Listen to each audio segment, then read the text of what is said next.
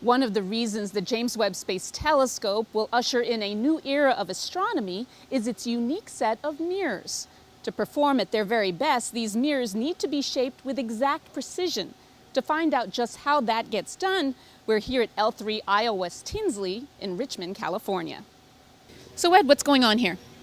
Well, we're shaping the mirror using several different processes to take it down to about 20 nanometers of surface area, which is about 1/5 the diameter of a human hair. What else are you trying to get rid of? We have to remove fine scratches down to about 0.008 of an inch. Anything wider than that, and it starts to reflect light and diffuse it, so you don't get a good image off the telescope. We're removing the grinding compound. Actually, it's a rough polish compound, and beryllium that's actually on the surface of the mirror, and we have to clean it before we go on to the next process. He's removing it off of the part using a solvent. The solvent he's using, is it just Windex or much more? No, we can't use Windex. It has chemicals in it that will actually attack the surface of the beryllium and cause it to corrode. So we have to use a isopropyl alcohol in order to clean the part and acetone it. Robert, Ed showed us the cleaning of the mirrors. So what's going on here? After rough polishing, we have to get rid of the texture that's left on the surface. The smoothing process will plane over that texture and give us a true mirror surface. Could you do this by hand?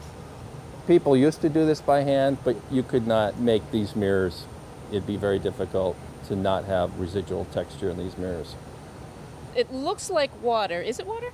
No, it's not water. It has a fine abrasive particle in it and some other chemistries that we know work well with beryllium. Beryllium's a very difficult metal to polish. So Robert, it kind of reminds me of what women try to do, exfoliate their skin, trying to get rid of that top layer of skin cells to show a brighter layer underneath.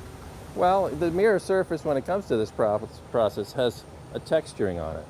And so this process will take the little peaks, saw it off, until finally you have this perfect plane.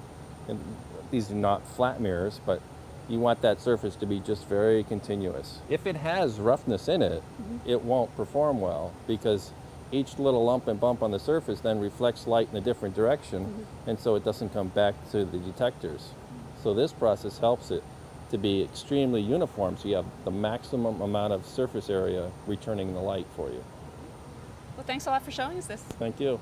So these processes the mirrors go through, like the rough polishing and the smoothing, are done over and over again to make sure the mirrors on the James Webb Space Telescope have a smooth surface and the correct shape. Thanks for joining us for another edition of Behind the Web.